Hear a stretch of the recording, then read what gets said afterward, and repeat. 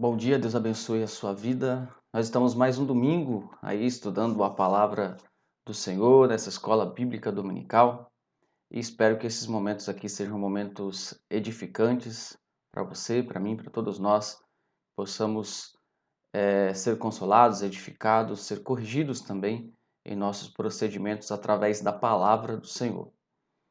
E o nosso texto de hoje, texto da exposição de hoje é João, primeira carta de João. Nós estamos trabalhando numa série de mensagens nessa primeira carta de João. Estamos continuando, então, com a sessão da continuação, né, em relação ao domingo passado. 1 João 2, 12, 17. Este é o nosso texto de hoje, a nossa perícope ou a nossa sessão. É o texto que nós vamos meditar hoje. 1 João, capítulo 2, versículo 12 até o versículo de número 17. Vamos ler a palavra do Senhor, que diz o seguinte: Filhinhos, eu vos escrevo porque os vossos pecados são perdoados por causa do seu nome. Pais, eu vos escrevo porque conheceis aquele que existe desde o princípio. Jovens, eu vos escrevo porque tendes vencido o maligno. Filhinhos, eu vos escrevi porque conheceis o Pai. Pais, eu vos conheci porque conheceis aquele que existe desde o princípio. Jovens, eu vos escrevi porque sois fortes, e a palavra de Deus permanece em vós, e tendes vencido o maligno. Não ameis o mundo, nem as coisas que há no mundo. Se alguém amar o mundo, o amor do Pai não está nele. Porque tudo o que há no mundo, a concupiscência da carne, a concupiscência dos olhos, a soberba da vida, não procede do Pai, mas procede do mundo. Ora, o mundo passa, bem como a sua concupiscência. Aquele, porém, que faz a vontade de Deus, permanece eternamente. Essa é a nossa sessão de hoje, que está dividida em duas partes, como destacado aí do versículo 12 até o versículo de número 14 e versículo 15 até o versículo de número 17. Vamos meditar neste texto, vamos ter uma palavra de oração para que Deus possa nos abençoar, nos iluminar através de seu Espírito Santo no estudo da sua palavra. Vamos orar?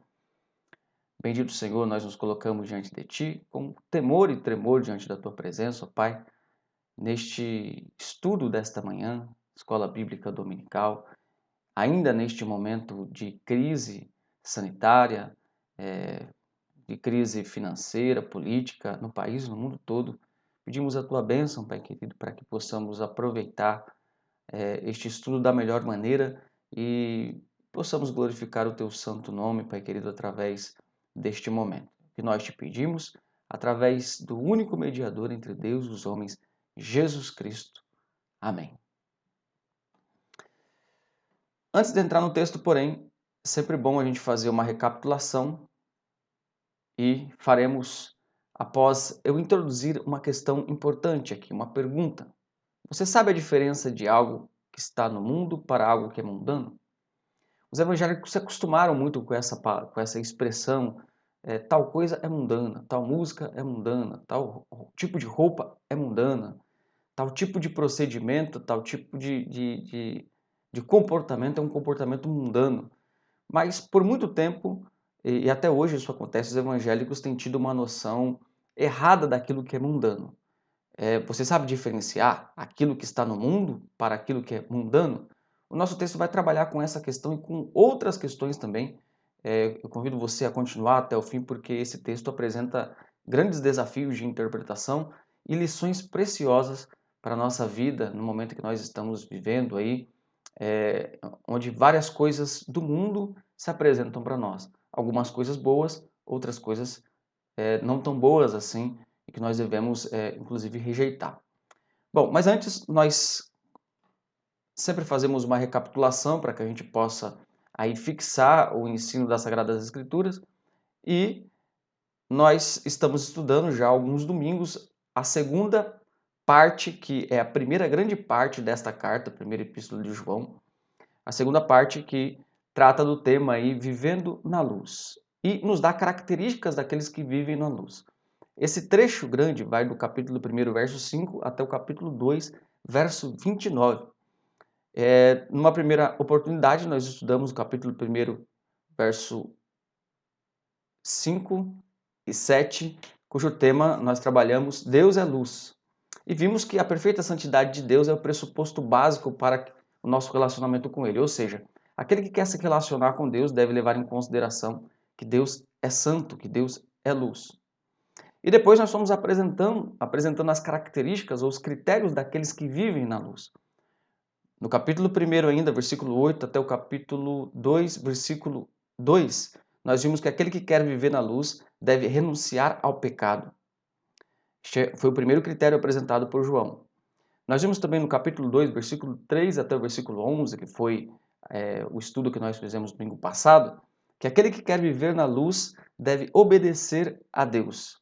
E tendo como pressuposto também que a obediência a Deus tem a ver com obedecer os seus mandamentos e destacando o mandamento do amor que está ligado com todos os outros mandamentos. Nós destacamos isso, que o amor não é um mandamento amoral ou imoral, ele está ligado aos 10 mandamentos e a todos os outros mandamentos de Deus. E hoje nós vamos estudar esse trechinho, essa perícope, essa seção que vai do versículo 12 até o versículo de número 17, que nós poderíamos colocar como proposição, como tema, e aquele que quer viver na luz deve rejeitar o mundanismo. Então deve rejeitar aquilo que é do mundo, que ofende a palavra de Deus.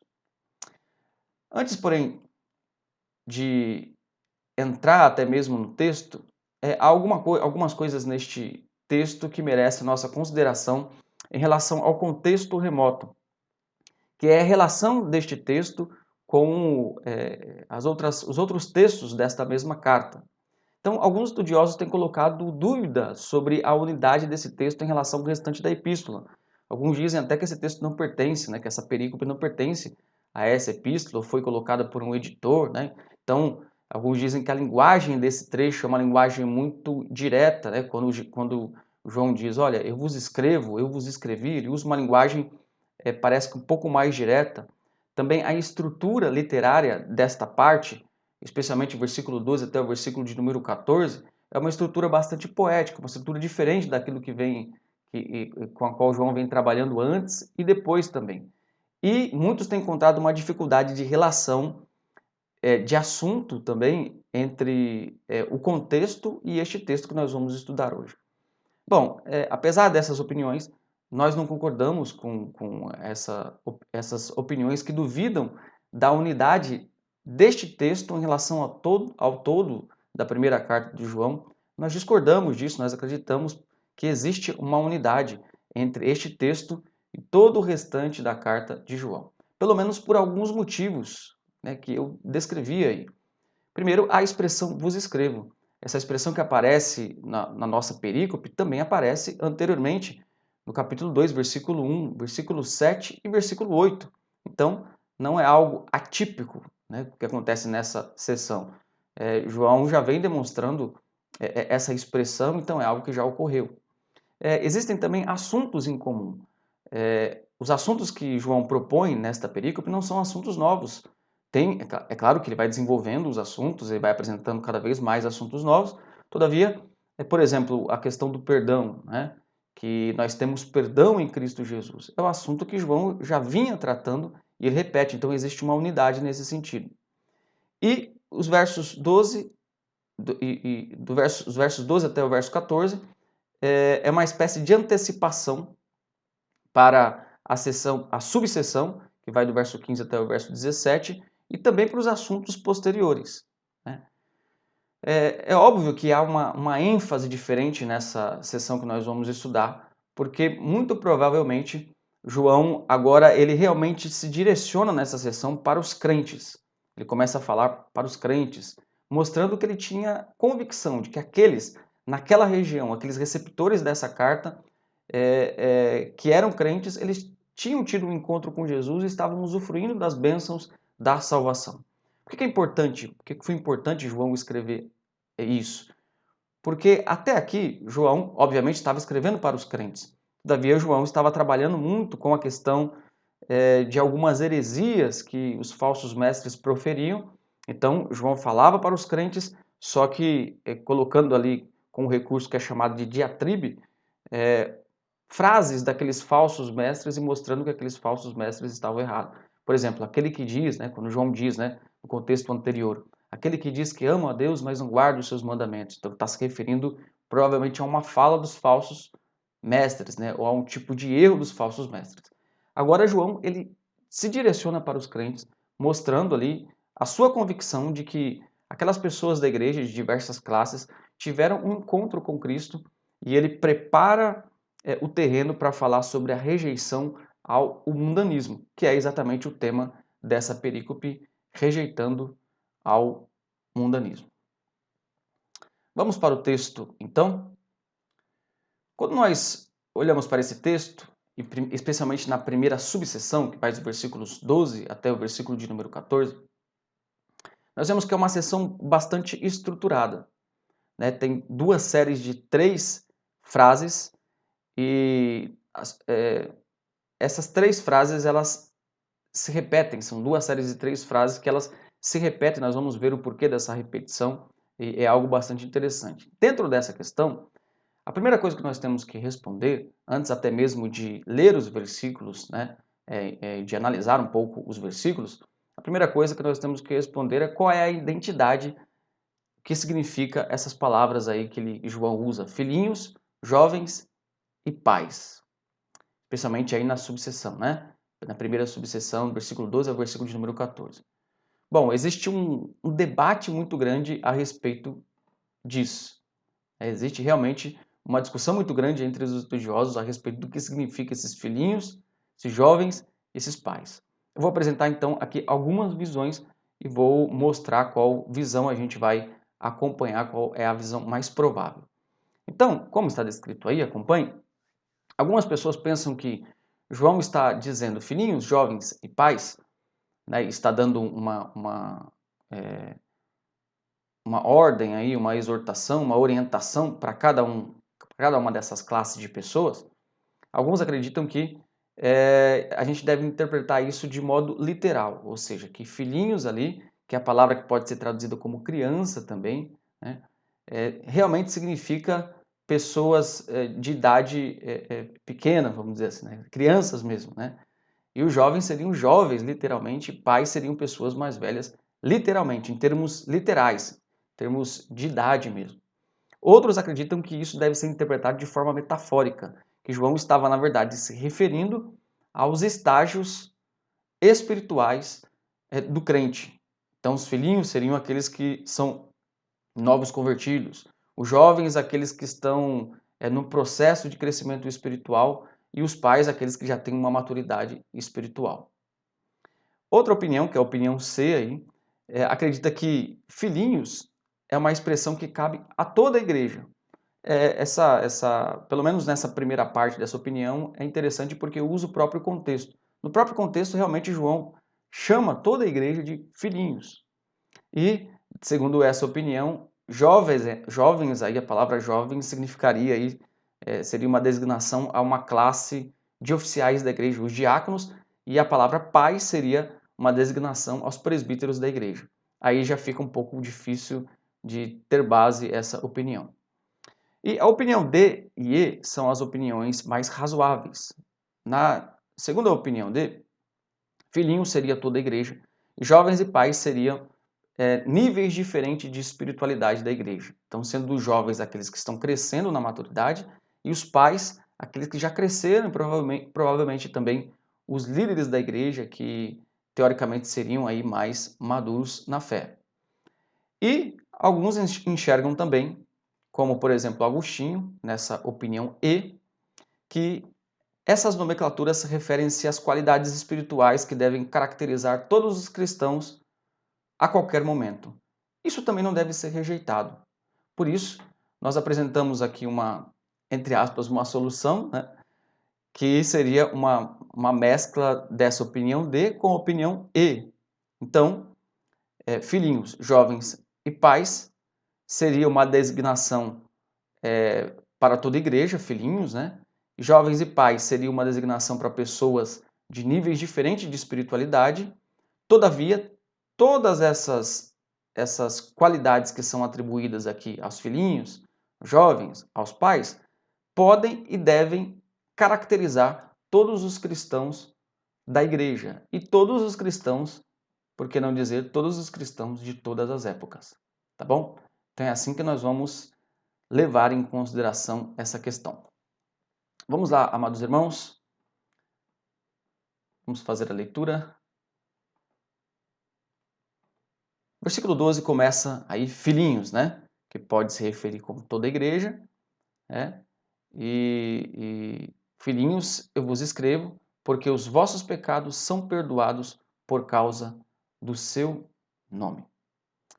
Esses filhinhos aqui seriam, segundo algumas opiniões, novos convertidos, né? A gente não pode ignorar essa hipótese, só que é mais provável que ele esteja se referindo a todos ali, todos os crentes, né?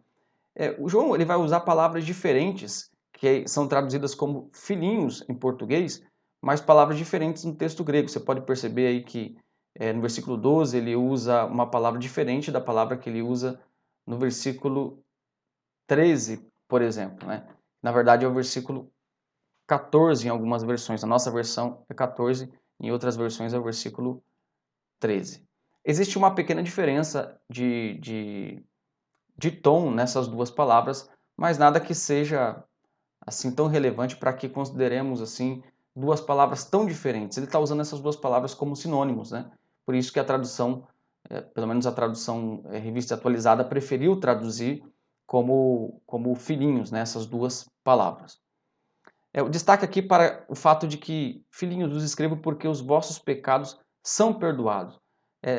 Esses muitos verbos aqui, e o tempo verbal predominante dos verbos nessa primeira subseção é o perfeito, que é uma ação passada cujos resultados podem ser percebidos no presente. Então, João está apontando aqui para a certeza de que aqueles crentes foram perdoados no passado e estão sendo perdoados. Então, eles vivem uma vida constante com Deus, podemos dizer assim. Isso aponta para a certeza que João está demonstrando aqui de que eles são crentes em Cristo Jesus. E os pecados eles são perdoados por causa do seu nome. Do seu nome aqui, às vezes é difícil saber se João está se referindo a Deus, a qual pessoa da Trindade ele está se referindo, né? A Jesus ou a Deus. Mas é mais coerente dizer que João está se referindo aqui ao nome de Jesus Cristo. Porque a Bíblia usa tanto essa questão do nome, né? Em nome de Deus, em nome de Jesus. Porque no contexto hebraico, que era o contexto de todos os escritores, apesar de o Novo Testamento ter sido escrito em grego, os escritores eles eram judeus, então a cultura era uma cultura hebraica.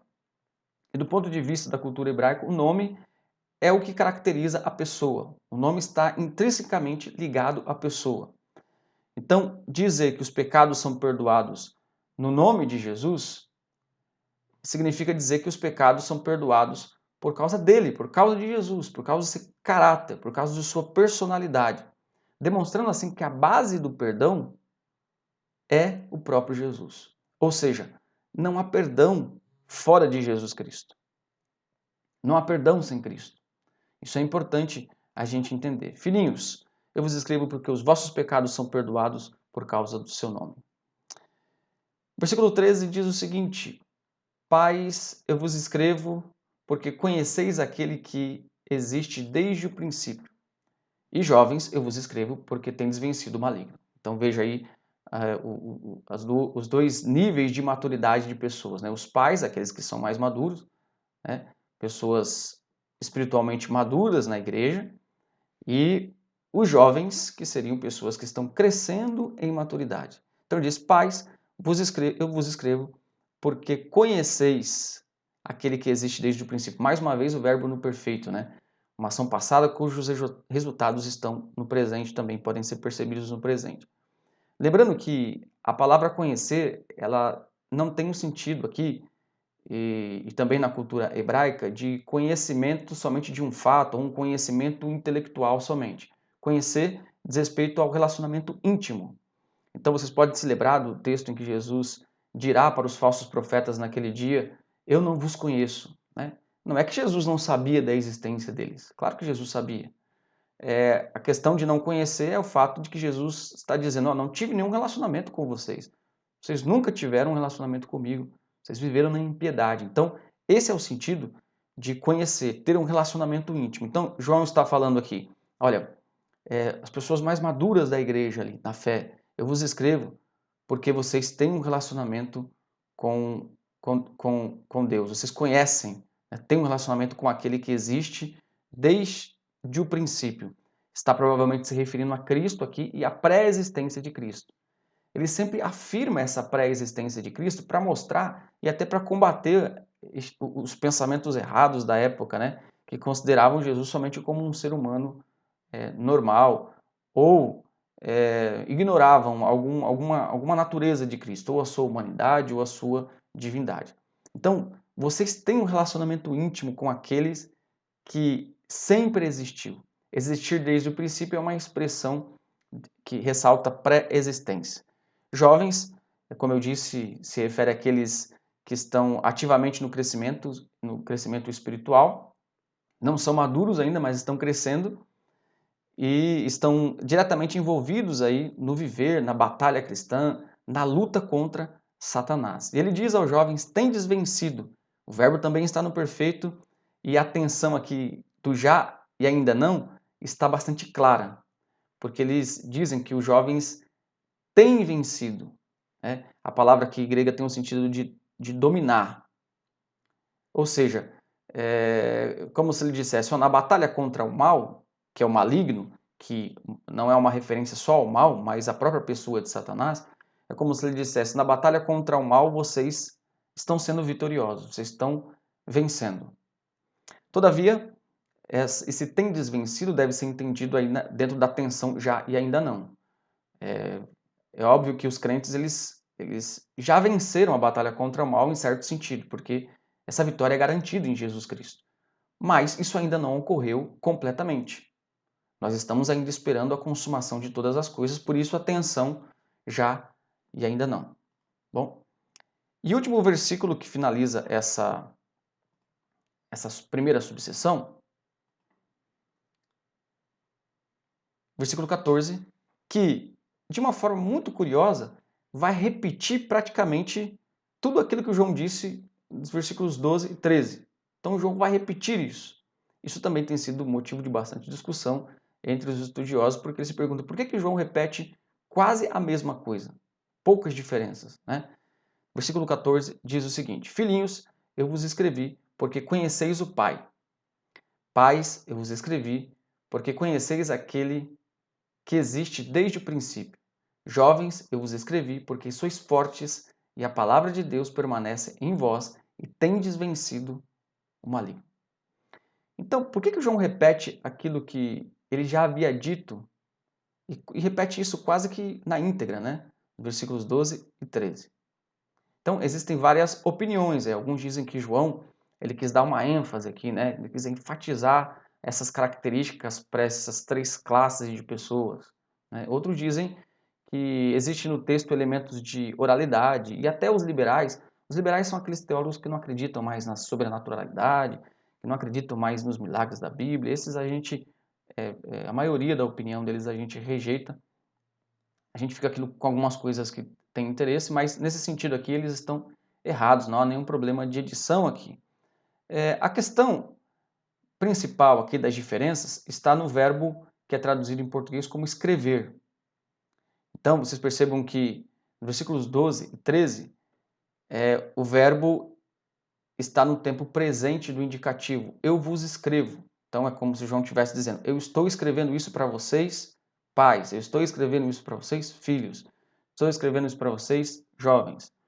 E no versículo 14, muda o tempo verbal deste verbo que é traduzido como escrever. Ele passa para o auristo. Então, que é uma ação vista como um todo, vista como um todo e geralmente é traduzido no passado. Então, por isso a nossa tradução traduz como escrevi. Eu não sei se vocês perceberam isso, mas veja no versículo 12 e 13, né? Filhinhos, vos escrevo. 13. Pais, vos escrevo. Aqui também, jovens, vos escrevo. E agora, filhinhos, eu vos escrevi. Então, provavelmente, esse é o motivo pelo qual João está fazendo essa repetição. Ele repete tudo e ele está mudando o tempo verbal como se ele dissesse, olha, eu acabei de escrever essas coisas para vocês e para preparar para algo que ele viria a dizer. E este algo que ele haveria a dizer está no versículo 15 ao 17, que é a rejeição ao mundanismo. Então ele iria exortar os crentes, né, como nós vamos ver, a que rejeitem aquilo que é mundano, que não amem o mundo. Então esse versículo 14 é uma preparação, né, uma repetição daquilo que vem antes e uma preparação para o que vem depois. Essa seria uma explicação razoável, tá bom? E para finalizar essa subseção, há 4 coisas listadas aqui que todos os crentes sabem ou todos os crentes devem saber. Primeiro, que seus pecados são perdoados. Então, se você é cristão, saiba que seus pecados são perdoados em Cristo. Segundo, que através de Cristo a gente pode vencer o maligno, o diabo. Pode vencer as tentações. Através de Cristo nós podemos fazer estas coisas. Bom, isso é uma verdade maravilhosa. Terceiro, que eles têm comunhão com o Pai e com o Filho. Ou seja, os cristãos, você é crente, você é cristão, tem comunhão com o Pai e com o Filho. E quarto, que os crentes são fortes na palavra de Deus. Então a força, essa força de vencer o maligno não está no crente propriamente dito, né? Não está no cristão, no Filho de Deus, mas está na palavra de Deus que habita nele. Ou seja, no próprio Deus que habita nele. Vamos para a segunda subseção. E nessa segunda subseção há uma exortação, começa com um verbo no imperativo, nós vamos ver posteriormente, que é um imperativo, ou seja, uma ordem que coordena toda essa sessão, do versículo 15 até o versículo de número 17. E nessa sessão é apresentada aí 3 estrofes que estão interligadas, equilibrando a estrutura tríplice do contexto anterior, do versículo 12 até o versículo de número 14. Então, cada uma destes versos, né, dessa sessão que nós vamos estudar, essa subseção, apresenta um contraste interessante. O versículo 15 fala do amor ao mundo e do amor ao Pai. Então são duas coisas contrastantes, né? Duas coisas diferentes. Versículo 16, aquilo que procede do mundo e aquilo que procede do Pai. Versículo 17, o contraste é o mundo passa, só que Deus não passa. Deus permanece para sempre e tudo aquilo que é ligado a Deus permanece para sempre. O mundo passa e tudo aquilo que é ligado ao mundo passa também, é transitório. Tá bom? Esses são contrastes que eu estou dizendo aqui para que você, enquanto nós estudamos essa subseção, você possa perceber esses contrastes. Versículo 16 diz o seguinte: porque tudo que há no mundo, a concupiscência da carne, a concupiscência dos olhos e a soberba da vida, não procede do Pai. Mas antes tem o versículo de número 15, que eu não anotei aqui, mas gostaria que você lesse aí, né, antes do versículo 16. O versículo do número 15 diz o seguinte: não ameis o mundo, nem as coisas que há no mundo. Se alguém ama o mundo, o amor do Pai não está nele. Então o versículo 15 começa assim, né? Não ameis o mundo, nem as coisas que há no mundo. Se alguém amar o mundo, o amor do Pai não está nele. Então começa com um imperativo, né? Não ameis o mundo. Bom, quando a Bíblia fala de mundo, e como você pode observar no versículo 15, quando a Bíblia fala de mundo, nós devemos fazer uma diferença entre os usos que a Bíblia faz dessa palavra mundo, que geralmente é a palavra grega cosmos. Às vezes, mundo significa o planeta físico criado ou todo o universo criado. Às vezes, mundo significa as pessoas, né, que estão no mundo. E nesse sentido aqui, do versículo 15, né, que não está expresso aqui, mas no versículo 15, mundo significa um sistema de coisas ou uma sociedade decaída em pecado, organizada, que funciona alienada de Deus. Claro que não funciona sem a providência de Deus, porque Deus controla tudo, mas alienada da lei de Deus, né, que jaz no maligno. Então, é isso que o João está falando aqui, né? Não ameis o mundo. Essa não é uma contradição, porque o Jesus diz para a gente amar as pessoas, né? Sim, nós devemos amar as pessoas, mas nós não devemos amar esse sistema essas ideologias do mundo, as filosofias do mundo, aquilo que o mundo prega, que vai contrário, que é contrário à palavra de Deus. Isso que nós não devemos amar. Aí depois do versículo 15 tem o versículo 16, né? O versículo 15 eu não anotei aqui no slide, mas você pode ler aí na tua Bíblia. Agora o versículo 16 diz o seguinte: porque tudo que há no mundo, a concupiscência da carne, a concupiscência dos olhos e a soberba da vida, não procede do Pai, mas procede do mundo. João vai dar o primeiro motivo aqui pelo qual não devemos amar o mundo, tá bom? Que depois eu vou trabalhar melhor esse motivo, mas existem várias interpretações daquilo que significa aqui concupiscência da carne, concupiscência dos olhos e soberba da vida. A palavra concupiscência significa desejo desenfreado, uma paixão desenfreada por alguma coisa pecaminosa. Bom, é importante a gente definir o significado dessas expressões? Sim, é importante. Mas o mais importante é a gente entender que embora cada expressão dessa tenha um significado, o mais importante é entender que João está falando aqui de coisas que contrariam a palavra de Deus. Então, o que há no mundo que é realmente mundano? Aquilo que contraria a palavra de Deus. Então, os desejos da natureza humana caída, concupiscência da carne. E os frutos dessa natureza humana. Quais são os frutos dessa natureza humana caída? O desejo dos olhos, ou seja, geralmente aquilo que está dentro da natureza humana decaída, no coração, vai ser manifestado através dos olhos. A pessoa vai olhar para aquilo que ela deseja. Então, a concupiscência dos olhos e a soberba da vida, que é o orgulho pelas coisas dessa vida à parte de Deus. Tá bom? E versículo 17, que é o último versículo da nossa sessão, dessa segunda subseção, e já acaba a sessão toda, né, a perícope toda, diz o seguinte: ora, o mundo passa, bem como a sua concupiscência, aquele, porém, que faz a vontade de Deus permanece para sempre. O mundo, ou seja, esse sistema de coisas, também o mundo todo, né?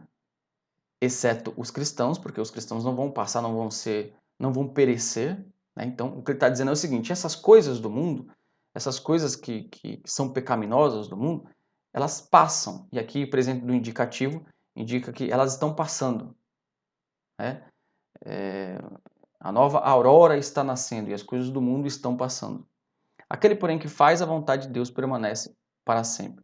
Aqui o verbo aquele que faz está no particípio. O particípio é o tempo verbal grego aí que os seminaristas mais gostam, né?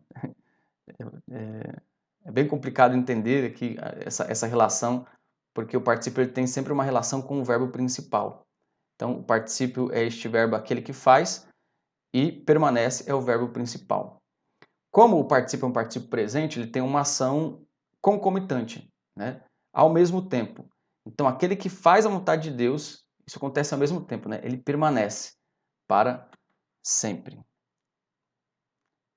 Bom, finalizamos a análise dos versos e vamos agora para as lições que estes versos nos traz.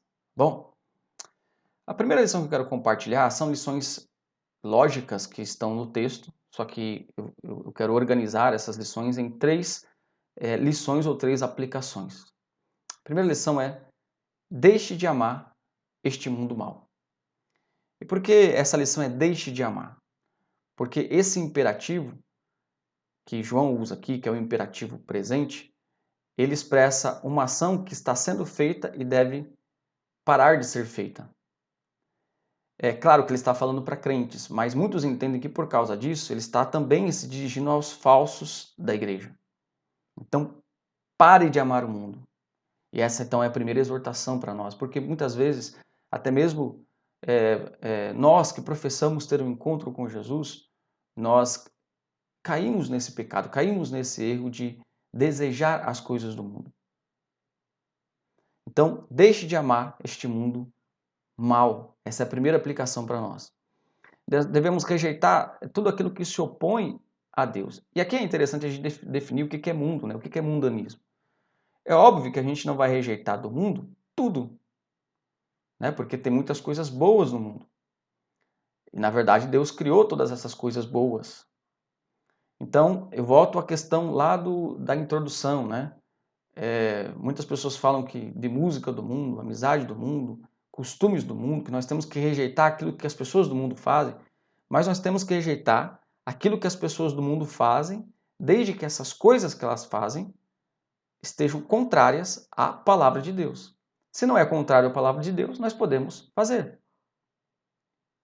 Então, todas as pessoas trabalham. É errado o crente trabalhar? Não, né? O crente não vai deixar de trabalhar e dizer que isso é mundano porque as pessoas do mundo fazem isso. Não, porque o trabalho é uma coisa designada pelo próprio Deus. Deus ordena em sua palavra. E ainda diz, quem não trabalha, que não coma. O trabalho é uma coisa digna. Então, rejeitar o mundo ou deixar de desejar as coisas do mundo significa deixar de desejar do mundo tudo aquilo que é contra a palavra de Deus.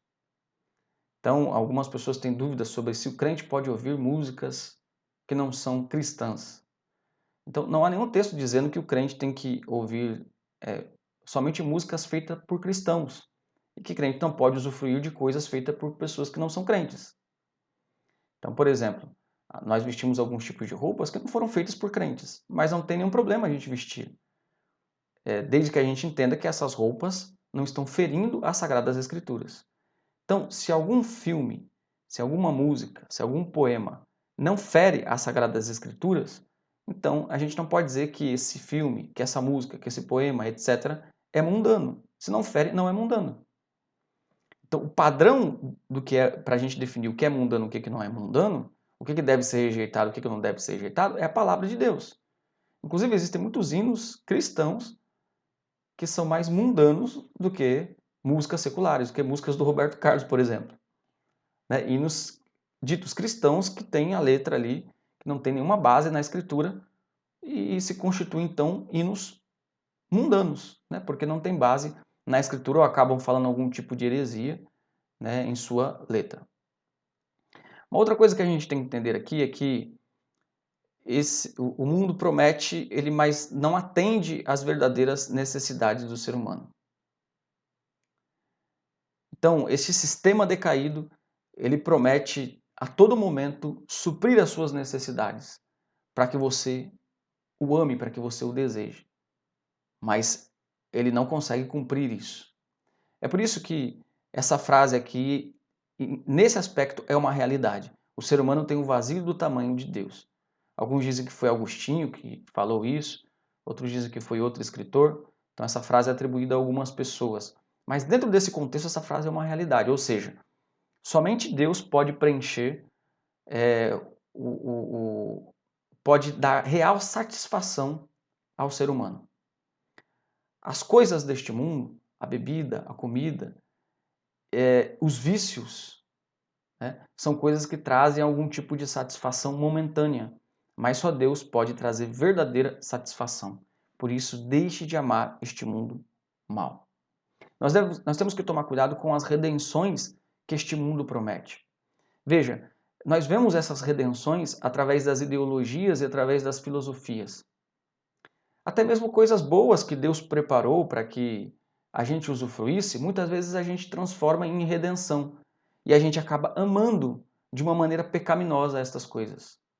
Então, muitos colocam a esperança no governo e acabam brigando por ideologias políticas, como se ideologias políticas fossem salvar, trazer redenção à humanidade. Nenhuma ideologia política pode trazer redenção à humanidade.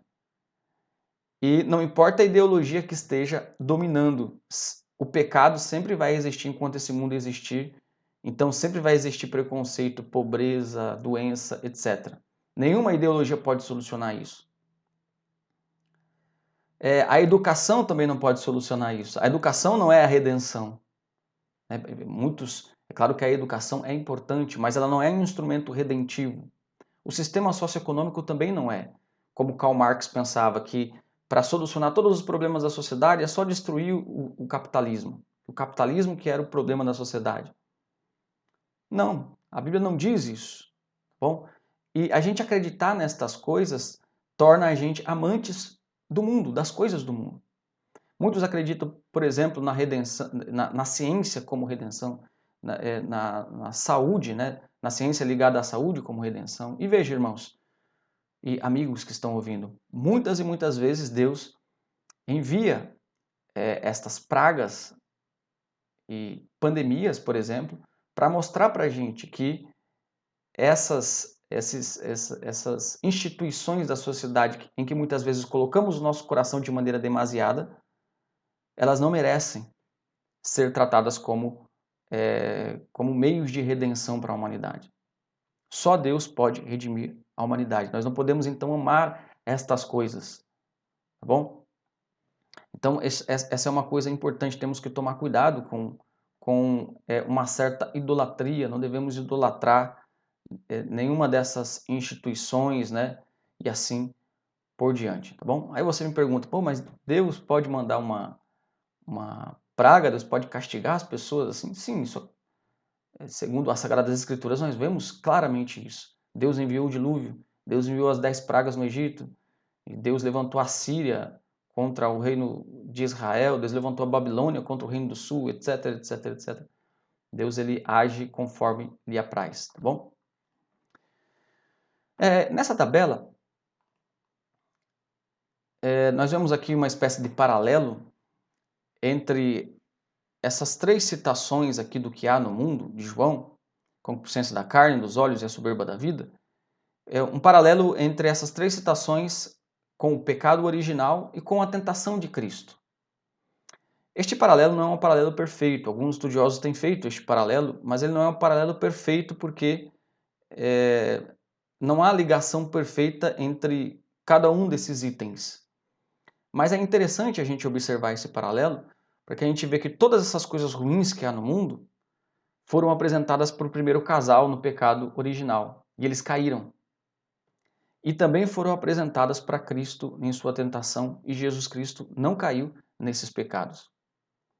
Bom, então quando Eva olhou lá o fruto daquela árvore proibida e viu que era agradável, nós podemos chamar isso de concupiscência da carne, de um desejo já pecaminoso ali. Jesus também foi tentado em relação aos desejos pecaminosos, né? Em relação à soberba da vida, em relação à concupiscência dos olhos, ele foi tentado em tudo isso, embora não tivesse nenhum tipo desses desejos pecaminosos e por isso ele não caiu. Tá bom? Isso serve para mostrar que nós somos tentados todos os dias em relação a esses itens aqui, a esses itens que João destaca, especialmente no versículo 16. Então, o primeiro ponto dessa aplicação é: deixe de amar este mundo mal. Agora, o nosso texto é tão interessante que ele vai apresentar 2 motivos pelos quais nós devemos deixar de amar este mundo mal. E aí eu quero apresentar esses 2 motivos como mais 2 aplicações. Primeiro é porque quem ama este mundo não ama a Deus. O primeiro motivo que ele apresenta no versículo 16 e versículo 17. Se alguém ama o mundo, o amor do Pai não está nele. Ou seja, quem ama o mundo não ama a Deus. Então, o amor a Deus e o amor às coisas do mundo são excludentes, se excluem automaticamente. É impossível uma pessoa ser amante do mundo e amar a Deus. Bom, nós vemos alguns versículos que trabalham com essa verdade, né, de que ou amamos a Deus ou amamos o mundo. Por exemplo, Tiago 4,4, que diz o seguinte: infiéis, não compreendeis que a amizade do mundo é inimiga de Deus? Aquele, pois, que quiser ser amigo do mundo, constitui-se inimigo de Deus. Mateus 6,24 diz o seguinte: ninguém pode servir a 2 senhores, porque ou há de aborrecer-se de um e amar outro, ou se devotará a um e desprezará ao outro. Não podeis servir a Deus e às riquezas. E as riquezas não são coisas ruins em si mesmas, mas se eu amo as riquezas acima de Deus, então esse é um amor ao mundo. Esse é um amor pecaminoso e dessa maneira eu não estou amando a Deus, né? Porque o amor ao mundo e o amor a Deus se excluem. E Romanos 12, 2 diz o seguinte: não vos conformeis com este século. A palavra século aqui é a palavra traduzida como mundo. Não vos transformei com com este mundo, com este século, mas transformai-vos pela renovação da vossa mente, para que experimenteis qual seja a boa, agradável e perfeita vontade de Deus. Ou seja, não tome a forma do mundo. Não deixe que as ideias do mundo venham moldar o seu pensamento, mas transforme a sua mente através da palavra de Deus para que você experimente a vontade do Senhor. Bom? Então nós devemos entender que quem ama a Deus não ama o mundo, quem ama o mundo não ama a Deus. E a terceira e última aplicação, porque não devemos amar o mundo, né? Terceira e última aplicação, porque você não deve trocar o transitório pelo eterno. Porque as coisas que existem nesse mundo que prometem satisfação são transitórias. Veja o exemplo que eu dei anteriormente. O governo deste mundo é um governo passageiro, é transitório. Vale a pena colocar o coração nele? As ciências desse mundo não são ciências que têm pleno conhecimento. E existem debates dentro da própria ciência que são debates sérios. E muitas vezes a própria ciência se contradiz em muitas de suas decisões ou argumentações. Tudo isso passa, tudo isso é transitório. Não vale a pena colocar a esperança nestas coisas. Então, no versículo 17 do nosso texto, nós vemos isso. Ora, o mundo passa, bem como a sua concupiscência.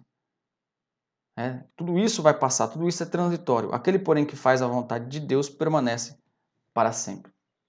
Então, assim como Deus é eterno, quem o ama é eterno. Assim como o mundo é transitório, quem o ama é transitório. Então, a palavra de Deus vai trabalhar muito com essa questão daquilo que é transitório, dizendo que o mundo vai passar, que as coisas do mundo vão perecer, e as pessoas que amam o mundo também vão perecer, juntamente com Satanás e seus demônios. Só que aqueles que fazem a vontade de Deus permanecem para sempre, assim como Deus permanece para sempre. João 4,14 diz o seguinte: Jesus disse: aquele, porém, que beber da água que eu lhe der, nunca mais terá sede, pelo contrário, a água que eu lhe der será nele uma fonte a jorrar para a vida eterna. Jesus está falando com a mulher samaritana, falando que aquele que bebesse da água, de uma água normal, voltaria a ter sede, mas quem bebesse da água que ele desse, nunca mais teria sede e teria a vida eterna. Em Provérbios 10, 25 diz o seguinte: como passa a tempestade, assim desaparece o perverso, mas o justo tem perpétuo fundamento. Não que o injusto não vai viver para sempre. Sim, ele vai viver para sempre, só que ele não vai ter vida, ele vai ter morte eterna. Então ele não vai permanecer. A permanência, o fundamento daqueles que vivem eternamente com Deus. Aqui, irmãos, está o ponto culminante do argumento de Pedro, do argumento de João. Assim como Deus é eterno, aqueles que estão com ele serão também eternos. Então nós temos essas três aplicações aí com este texto tão precioso das Sagradas Escrituras. E o que nós vimos hoje? Nós vimos que aquele que quer viver na luz deve rejeitar o mundanismo. Aquele que quer viver na luz deve rejeitar o mundanismo. Aqui deixa eu só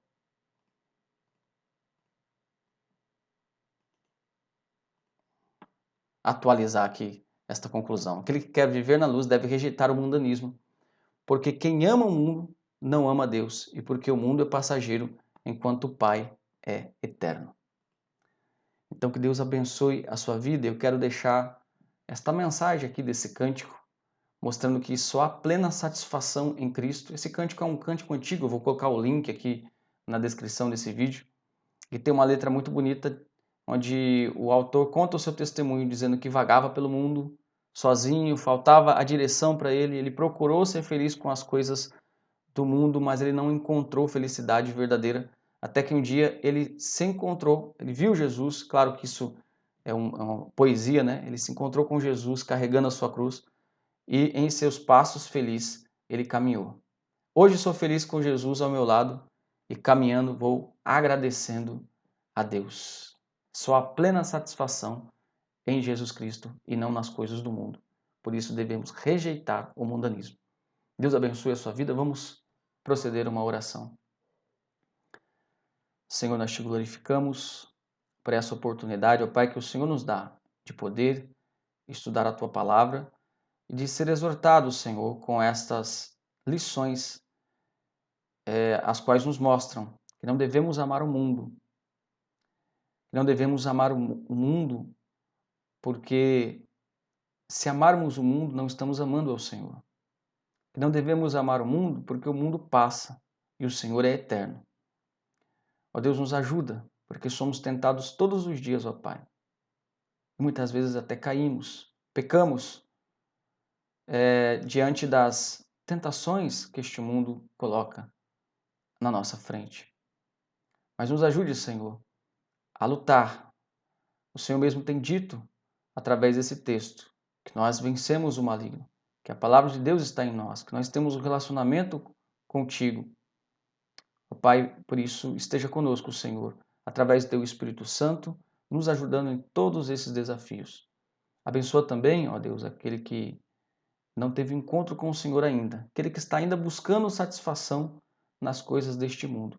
Que o Senhor possa mostrar para ele, para ela, que Cristo é a pérola de real valor e que ele possa encontrar satisfação em nosso Senhor Jesus Cristo. É o que nós pedimos, em nome de Jesus. Amém. Que Deus abençoe a sua vida, que você tenha um ótimo domingo. Deus abençoe.